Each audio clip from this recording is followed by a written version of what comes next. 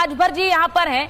मैं अरुण राजभर जी आपसे भी बोल देती हूँ, क्योंकि आपके पिताजी ने भी एक बयान ऐसा दिया। उनका एक बयान ऐसा आया कि भाई यादव तो दूध ही धोएंगे और ब्राह्मण ही कथा करेंगे। तो पहले आपसे पूछ लेती हूँ, आपको लगता है कि आज के समय में ये सही वक्तव्य है? आज के समय में किसी की जाति के हिसाब से उसका पेशा तय होगा? देखिए सुचारिता जी, वर्ण व्यवस्था माननीय ओम प्रकाश राजभर जी ने नहीं बनाया, और वर्ण व्यवस्था में 4 जातियों को जब समाहित किया गया तो सबका अलग अलग काम तय किया गया। ब्राह्मण का काम क्या होगा, क्षत्रिय का काम क्या होगा, वैश्य का काम क्या होगा, शूद्र का काम क्या होगा, वो हमने नहीं तय किया था।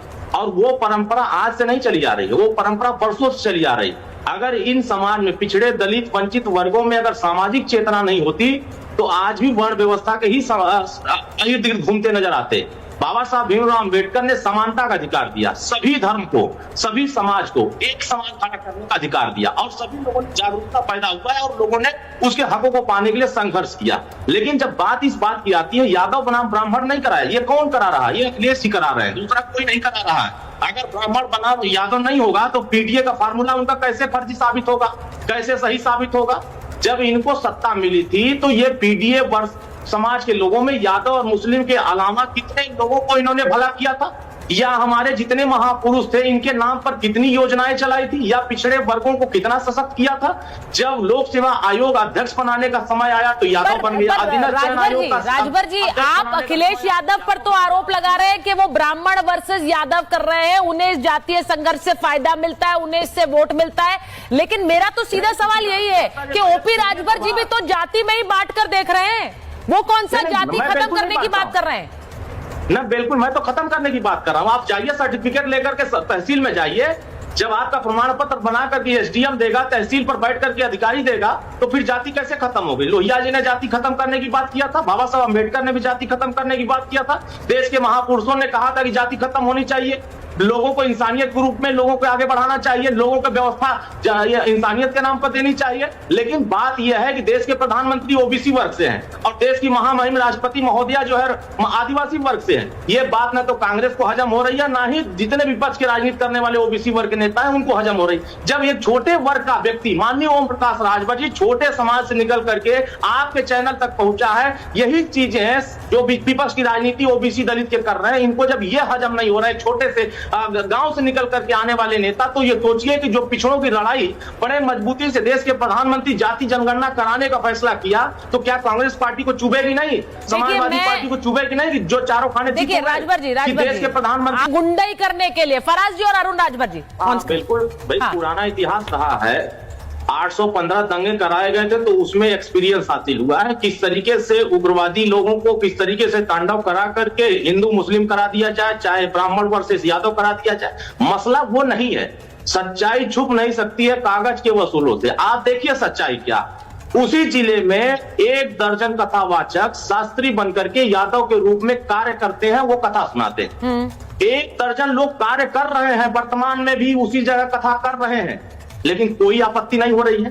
कर्म से आदमी कथा करता है। अगर आप कुकर्म बन जाएंगे, आपके कर्म जो है निगेटिव हो जाएंगे, गलत हो जाएंगे, तो व्यक्ति सवाल खड़ा करता है। और वही हुआ है इनके साथ, कोई गलत नहीं हुआ है। गलत सिर्फ यह हुआ है कि इन्होंने 2 सर्टिफिकेट दिखाया, 2 आधार कार्ड दिखाया, और दोनों में फराज साहब और राजभर अखिलेश जी इनको 20% वोट देते हैं, 20% वोट मुसलमान इनको देता है। कहिए ना ये कि हंडिलिया उनको भी थमा दे कभी, खाली वो छतरिया बैठ करके अपना मजा लेते रहेंगे। अरे कभी स्टेयरिंग भी थमाइए कि वो भी स्टेयरिंग लेकर के आगे बढ़े। 20% आबादी को कभी कुछ नहीं थमाएंगे ये।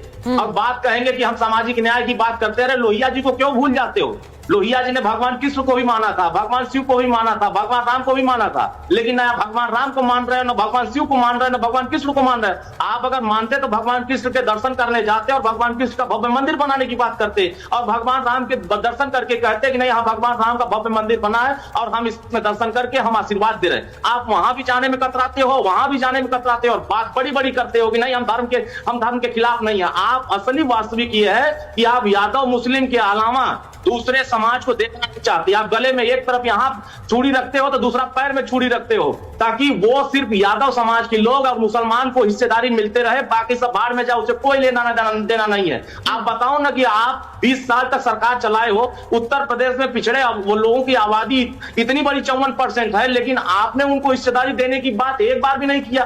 तमाम महापुरुषों की जयंती, बाबा साहब अंबेडकर की मूर्तियां तोड़ी जा रही थी, तब शांत बैठे पड़े रहते थे, तो कहते थे कि बाबा साहब जमीन कब्जा करते हैं। जब महाराजा सुहेलदेव राजभर की बात आती थी, राष्ट्र रक्षक की, तब उस समय कहते थे कि इस पे हम जुबान नहीं खोल सकते हैं। तमाम पृथ्वीराज चौहान की जब बात आती है तो वहां जुबान नहीं खोलते हैं। आज पूरे उत्तर प्रदेश में समाजवादी पार्टी की वास्तविक जो फर्जी पीढ़ी है, इसकी सच्चाई ओपन हो गई है। 86 में 56 अकेले यादव बनेगा, दूसरी जाति के लोग नहीं दिखाई देंगे। बात पिछड़े दलित इन्होंने तो एक और बात बोली थी, एक मिनट मैं उस बात पे भी आ जाती हूँ एक बार। ऐसे डिबेट नहीं करता हूँ मैं, मुझे मत इन लोग के साथ इनवाइट किया करिए, ऐसे कोई फायदा नहीं है।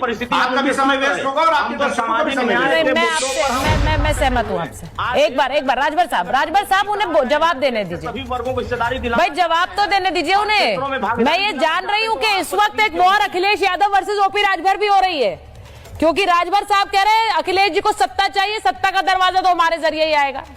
वो सत्ता में नहीं है इसलिए बेचैन। अब मैं बोलूं, फराज साहब बोले जी। हाँ। देखिए अरुण राजभर जी के पिताजी का बड़ा सम्मान है, मैं भी उनका सम्मान करता हूं, ऐसी बात नहीं है। वो पिछड़ों की लड़ाई लड़ते रहे हैं। ओपी राजभर जी को विधानसभा का दरवाजा समाजवादी पार्टी ने दिखाया और भारतीय जनता पार्टी ने इनके भाई को हरा करके घर पे बैठा दिया।